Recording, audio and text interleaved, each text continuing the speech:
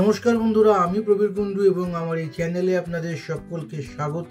সত্যজিৎ রায়ের প্রায় সমস্ত সিনেমাই আমার খুব পছন্দ। তার মধ্যে থেকে আমার প্রচণ্ড ভালো লাগে সেই সেরা 7টা সিনেমার নাম বলবো। সেরা 7টা সিনেমার মধ্যে কোনটা 1 নম্বর কোনটা 2 নম্বর এটা আমি নিজেও ডিসাইড করতে পারিনি, তাই আমি রিলিজের সাল অনুসারে পরপর আপনাদের সামনে একটা একটা করে ছবির নাম বলবো।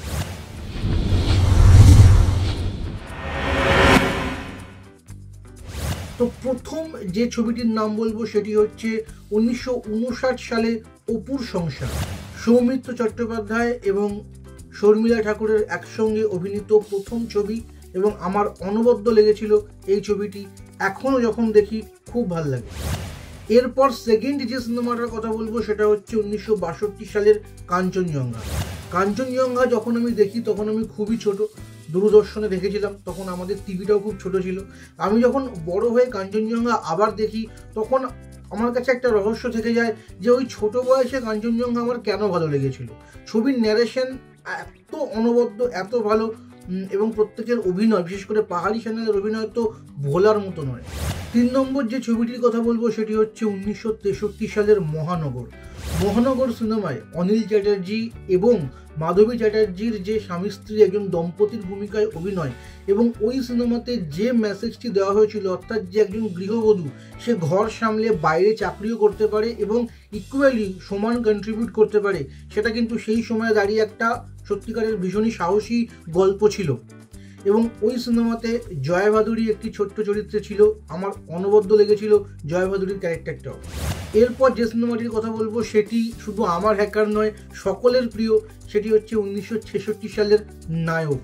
নায়কের ভূমিকায় উত্তম কুমারকে কাস্ট করা এটাই একটা ঐতিহাসিক সিদ্ধান্ত।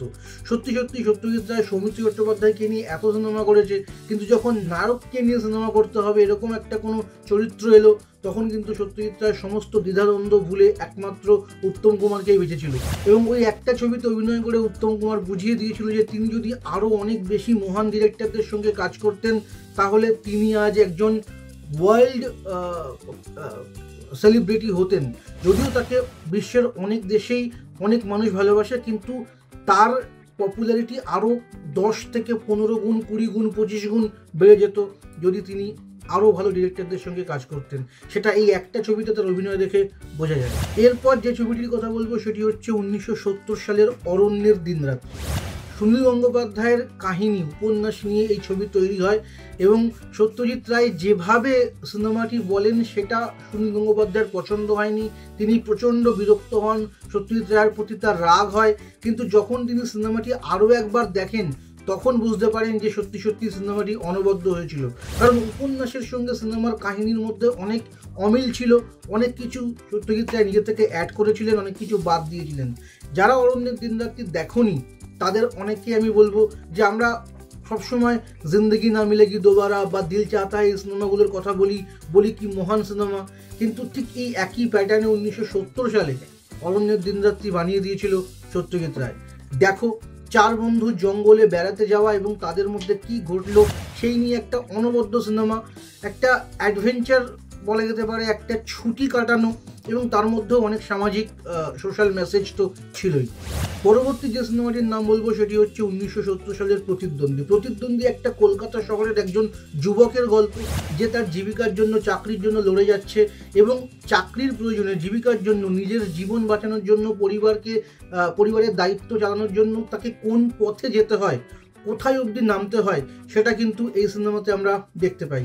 এবং সেই মুহূর্তে সমাজে রাজনীতিগতভাবে যে পরিবর্তন আসছিল, যে ইস্যুগুলো তৈরি হচ্ছিল, সেগুলো কিন্তু খুব সুন্দরভাবে এই সিনেমাতে ধরা হয়েছে।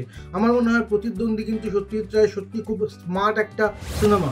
আমরা অনেকেই এই সিনেমাটার নাম খুব একটা আলোচনার মধ্যে আনি না। যারা দেখেছো অনেকদিন আগে ভুলে গেছো বা দেখোইনি, তারা কিন্তু আজকের দিনে এই সিনেমাটি অবশ্যই দেখতে পাবে। এবং লাস্ট যে সিনেমাটির নাম বলবো সেটি হচ্ছে 1980 সালের হীরক রাজার দেশে। হীরক রাজার দেশে দেখেনি এরকম মানুষ তো কোনো গোটা বাংলায় হয়তো খুঁজে পাওয়া যাবে না। ছোটদের জন্য তৈরি এই সিনেমা হলেও এই সিনেমা কিন্তু যুদ্ধের বিরুদ্ধে একটা বিশাল বড় ঘোষণা, এবং এত ভালো যুদ্ধ বিরোধী সিনেমা বোধহয় আর হয়নি। এটা আমার কথা নয়, অপর্ণা সেনের এক সাক্ষাৎকারে এই কথা আমি শুনেছিলাম। অনবদ্য লেগেছিল আমার হীরক রাজার দেশে। এখনও যখন হীরক রাজার দেশে দেখি খুব ভালো লাগে, বিশেষ করে স্ক্রিপ্ট রাইটিং অর্থাৎ ছন্দে, পুরো সিনেমাটাকে একটা ছন্দে যে রাইটিং করা হয়েছিল সেটাও কিন্তু যথেষ্ট ভালো কাজ, এবং এরকম কাজ হয়তো বাংলা ইন্ডাস্ট্রিতে একটা দুটোই হয়েছে। তো এই ছিল টপ 7 আমার সত্যজিৎ রায়ের সিনেমা। তোমাদের যদি এরকম কোনো লিস্ট থাকে অবশ্যই কমেন্ট করে জানাও, এবং ভিডিওটি কেমন লাগলো কমেন্ট করে জানাও। আর যদি এরকম ধরনের ভিডিও দেখতে ভালো লাগে তাহলে চ্যানেলটিকে অবশ্যই সাবস্ক্রাইব করো। ধন্যবাদ, আজকের ভিডিও এই।